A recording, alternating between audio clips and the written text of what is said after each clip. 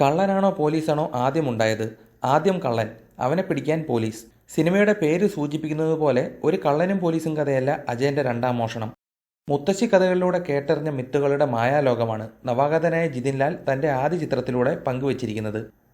സുജിത് നമ്പ്യാർ തന്റെ തൂലികയിലൂടെ സൃഷ്ടിച്ചെടുത്ത ചിയോദിക്കാവിലെ നിഗൂഢതകളും ആ നാടിനു മാത്രം അറിയാവുന്ന രഹസ്യങ്ങളും പ്രേക്ഷകരെ ആകാംക്ഷയുടെ മുൾമുനയിൽ നിർത്തുമ്പോൾ, വീരൻ കുഞ്ഞിക്കേളുവും കള്ളൻ മണിയനും മണിയന്റെ കൊച്ചുമകൻ അജയനുമായി നടൻ ടോവിനോ തോമസ് കരിയറിലെ തന്നെ ഗംഭീര പ്രകടനം കാഴ്ചവെച്ചിരിക്കുന്നു.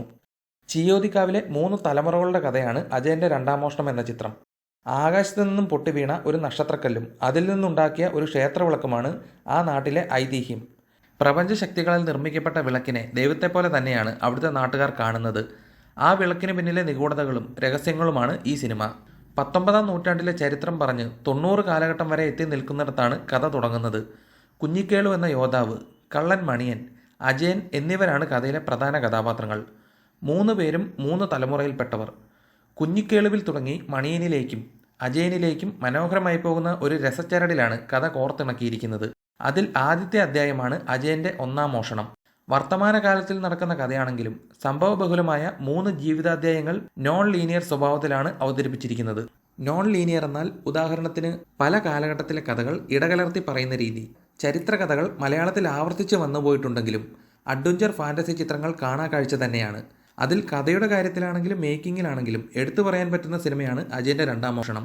വർത്തമാനകാലത്തിനൊപ്പം സഞ്ചരിച്ച് ഐതിഹ്യങ്ങളിലൂടെ കഥ പറഞ്ഞു പോകുന്ന ചിത്രം ഇടയ്ക്കിടയ്ക്ക് ഒളിപ്പിച്ചു വെക്കുന്ന ചില രഹസ്യങ്ങളുണ്ട് ഈ സിനിമയിൽ. അതാണ് ഈ മോഷണത്തെ വേറിട്ട് നിർത്തുന്നത്. ഇടയ്ക്കൽ രാജാവിൻ്റെ മാനം കാത്ത വീരൻ കുഞ്ഞിക്കേളു, ചിയോദിക്കാവിൻ്റെ ഉറക്കം കെടുത്തുന്ന പെരുങ്കള്ളൻ മണിയൻ, കള്ളൻ്റെ കൊച്ചുമകൻ എന്ന വിളിപ്പേരിൻ്റെ ഭാരം ചുമന്ന് നടക്കുന്ന അജയൻ, ഈ 3 പേർക്കും തുല്യമായ പ്രാധാന്യം കഥയിലുണ്ട്. അതിലൊരുപടി മുന്നിൽ നിൽക്കുക മണിയനാകും. നാടിനെ ജയിച്ച കള്ളൻ എന്നാണ് തൻ്റെ ഭർത്താവായ മണിയനെ ഭാര്യ മാണിക്യം വിശേഷിപ്പിക്കുന്നത്. അതെന്തുകൊണ്ടെന്നത് ചിത്രം കാണുമ്പോൾ നിങ്ങൾക്ക് മനസ്സിലാകും. വല്ലാത്തൊരു എനർജിയിലാണ് ടോവിനോ മണിയനെ അവതരിപ്പിച്ചിരിക്കുന്നത്. 3 കഥാപാത്രങ്ങൾക്കും അവരുടേതായ ഒരു ഷെയ്ഡ് നൽകുവാനും ടോവിനോ ശ്രമിച്ചിട്ടുണ്ട്. തൻ്റെ ഒരു ഗംഭീര പ്രകടനം ടോവിനോ ഈ ചിത്രത്തിൽ കാഴ്ചവെച്ചിരിക്കുന്നു. ഐശ്വര്യ രാജേഷ്, സുരഭി ലക്ഷ്മി, കൃതി ഷെട്ടി എന്നിങ്ങനെ 3 നായികമാരാണ് ചിത്രത്തിലുള്ളത്. ഐശ്വര്യ തുടക്കത്തിൽ തന്നെ വന്നു പോകുന്നു. അജയന്റെ കാമുകിയായ ലക്ഷ്മിയായി കൃതി ഷെട്ടി എത്തുന്നു. തൻ്റെ മലയാളത്തിലെ അരങ്ങേറ്റം കൃതി ഭംഗിയാക്കിയിട്ടുണ്ട്. സുരഭി ലക്ഷ്മിയാണ് ഈ 3 നായികമാരിലെ കരുത്തുറ്റ കഥാപാത്രമായ മാണിക്യം എന്ന ക്യാരക്ടറായി വേഷമിട്ടിരിക്കുന്നത്. സുരഭിയും മറ്റ് 2 ഗെറ്റപ്പുകളിൽ പ്രത്യക്ഷപ്പെടുന്നുണ്ട്. കാമ്പുള്ള കഥയും അതിനൊത്ത തിരക്കഥയുമാണ് സിനിമയുടെ നട്ടെല്ല്. കഥയും തിരക്കഥയും സംഭാഷണവും നിർവഹിച്ചിരിക്കുന്നത് സുജിത് നമ്പ്യാരാണ്. ഈ സിനിമയുടെ പ്രമോഷൻ പരിപാടികൾക്കിടയിൽ സുജിത്തിനെക്കുറിച്ച് പറഞ്ഞപ്പോൾ ടോവിനോ എന്തുകൊണ്ട് വികാരഭരിതനായി എന്നത് ഈ സിനിമ കാണുമ്പോൾ നിങ്ങൾക്ക് മനസ്സിലാകും.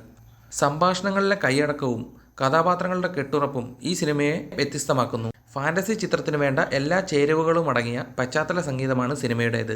അതിനുള്ള അംഗീകാരം നൽകേണ്ടത് സംഗീത സംവിധായകനായ ദിബു നൈനാൻ തോമസിനാണ്.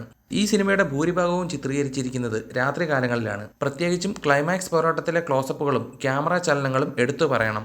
അതോടൊപ്പം തന്നെ 2.5 മണിക്കൂർ എന്ന ദൈർഘ്യത്തിൽ ഷമീർ മുഹമ്മദിന്റെ ചടുലമാർന്ന എഡിറ്റിംഗും ഈ ചിത്രത്തിന്റെ മികവ് കൂട്ടുന്നു. മറ്റൊരെടുത്തു പറയേണ്ട പേര് ചിത്രത്തിന്റെ സംവിധായകനായ ജിതിൻ ലാലിന്റെയാണ്. കാരണം വർഷങ്ങളുടെ അനുഭവ സമ്പത്തുള്ള ഒരു സംവിധായകൻ മനസ്സിൽ കാണുന്നത് പോലെയുള്ള വിഷ്വലുകളാണ് സിനിമയിൽ പതിഞ്ഞിരിക്കുന്നത്.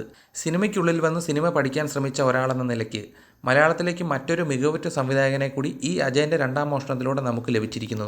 സംവിധായകനും നടനുമായ ബേസിൽ ജോസഫിന്റെ ശിഷ്യൻ എന്നതിലുപരി 30 കോടി മുതൽ മുടക്കിൽ ഏകദേശം 8 വർഷത്തെ പ്രയത്നം കൊണ്ട് മുത്തശ്ശി കഥകളുടെ ലാളിത്യം നിലനിർത്തിക്കൊണ്ട് തന്നെ ഒരു സിനിമാറ്റിക് അനുഭവം പകരാൻ ജിതിന് കഴിഞ്ഞിട്ടുണ്ട്. 300-400 കോടി മുതൽ മുടക്കിൽ കന്നഡയിലും തമിഴിലും തെലുങ്കിലുമൊക്കെ സിനിമകൾ വരുമ്പോൾ മലയാള സിനിമയ്ക്ക് പറ്റുന്ന തരത്തിൽ VFXലും മറ്റ് സാങ്കേതിക വശങ്ങളിലും ഒരു വിട്ടുവീഴ്ചയ്ക്കും അണിയറ പ്രവർത്തകർ തയ്യാറായിട്ടില്ല എന്നതും എടുത്തു പറയേണ്ടതാണ്. 3Dയിൽ ഈ സിനിമ ഒരു ദൃശ്യവിരുന്ന് തന്നെയാണ് നമുക്ക് സമ്മാനിക്കുന്നത്. മലയാളികൾക്കെല്ലാം അഭിമാനിക്കാൻ കഴിയാവുന്ന സാങ്കേതിക മികവോടെയുള്ള എണ്ണം പറഞ്ഞ ഫാന്റസി അഡ്വഞ്ചർ ത്രില്ലർ സിനിമകളിലൊന്നാണ് അജയന്റെ രണ്ടാം മോഷണം. സത്യം പറഞ്ഞാൽ നമ്മുടെ ലാലേട്ടൻ നായകനായെത്തിയ ഒടിയനും അതോടൊപ്പം തന്നെ കുമാരി പോലുള്ള ഫാന്റസി എലമെന്റ് ഉൾപ്പെടുത്തിയ ചിത്രങ്ങൾ ഇതുപോലുള്ള സംവിധായകരെയാണ് ഏൽപ്പിക്കേണ്ടത്. മലയാളത്തിൽ ഇനി വരാൻ പോകുന്ന ഫാന്റസി ചിത്രം മോഹൻലാൽ സംവിധാനം ചെയ്യുന്ന ബറോസ് ആണ്. പ്രേക്ഷകർക്കായി നല്ലൊരു ദൃശ്യവിരുന്ന് സമ്മാനിക്കാൻ ബറോസിലൂടെ മോഹൻലാലിന് കഴിയട്ടെ എന്ന് പ്രതീക്ഷിക്കാം. അജയന്റെ രണ്ടാം മോഷണം എന്ന ചിത്രത്തെക്കുറിച്ചുള്ള നിങ്ങളുടെ അഭിപ്രായങ്ങളും അതോടൊപ്പം തന്നെ ബറോസ് എന്ന ചിത്രത്തെപ്പറ്റിയുള്ള പ്രതീക്ഷകളും കമന്റ് ബോക്സിലൂടെ അറിയിക്കുക.